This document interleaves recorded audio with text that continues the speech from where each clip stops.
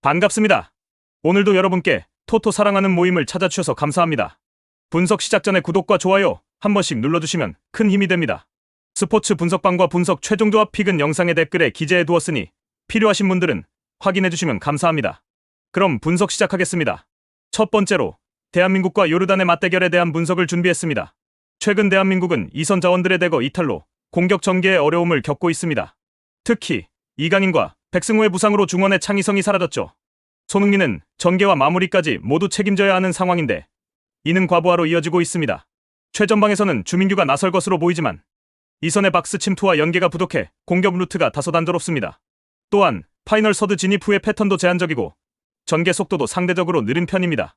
최근 2경기 연속 무승부를 기록하면서 경기력에 다소 둔화된 모습을 보이고 있는데요. A매치 11경기 무패 흐름을 이어가고 있지만 경기력 개선이 필요해 보입니다. 반면 요르단은 최근 팔레스타인전에서 3대1 승리를 거두며 분위기를 반전시켰습니다. 하지만 그 전까지는 6경기 연속 무승 5무 1패로 결정력 부족이 계속 이어졌습니다. 요르단은 나시브, 아라랍, 아부알라디 등 3백을 중심으로 한 500 전술로 강력한 수비를 자랑합니다. 하프스페이스 차단에 능해 상대의 공격을 효과적으로 막을 수 있는 능력을 갖추고 있죠. 공격은 롱볼과 빠른 전환 플레이에 의존하는데 알타마리와 알라이맛의 스피드가 중요한 역할을 합니다. 다만 빌드업의 핵심이었던 아메르 자무스가 결장하면서 중원에서의 점유율이 떨어질 가능성이 큽니다. 대신 사대가 그 자리를 메우며 수비적인 성향을 더욱 강화할 것으로 보입니다. 대한민국은 전체적으로 점유율 우위를 점할 가능성이 높습니다. 하지만 이선의 창의성 부족으로 인해 다득점은 기대하기 어렵습니다. 요르단은 수비에 집중하며 역습 한 방을 노릴 전략을 취할 것으로 보입니다. 따라서 무실점 운영이 중요한 요소가 될 것입니다. 이 경기는 대한민국의 근소한 우세가 예상되지만 한 점 차 승부로 예상이 됩니다. 추천 픽은 요르단 1프렌, 1.5프렌 승 언더입니다. 두 번째로 일본과 사우디아라비아의 맞대결에 대한 분석을 준비했습니다. 일본은 최근 예선에서 13경기 중 11승 2무로 무패를 기록하며 직전 바레인전에서도 2대0 완승을 거두며 본선 진출을 일찍 확정지었습니다.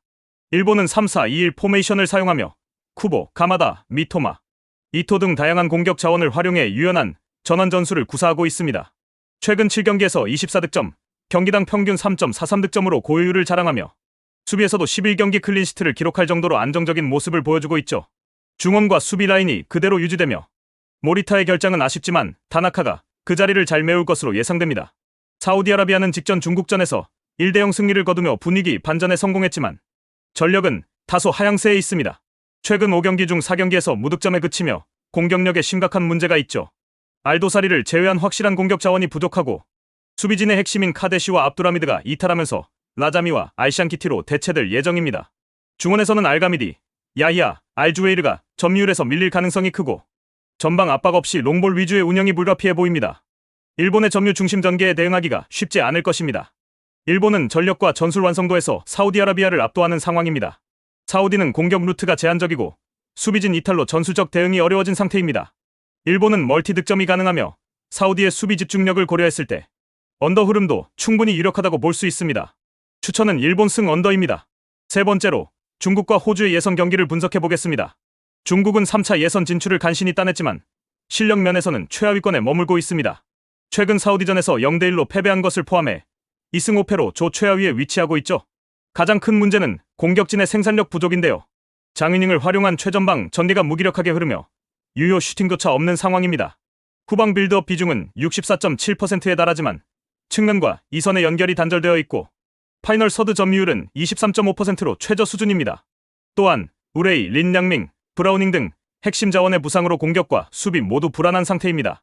결국 실점을 억제하는 수세적 운영 외에는 별다른 해결책이 보이지 않습니다.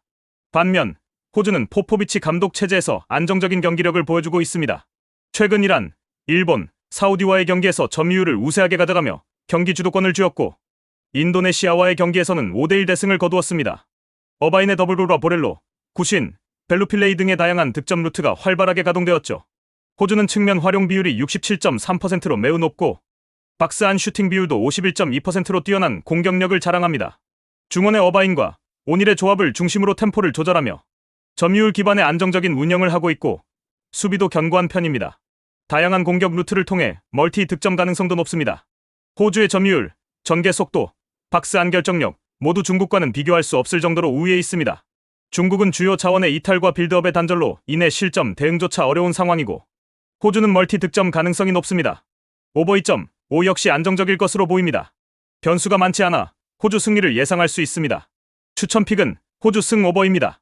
마지막으로 이란과 우즈베키스탄의 3차 예선 경기를 분석해 보겠습니다.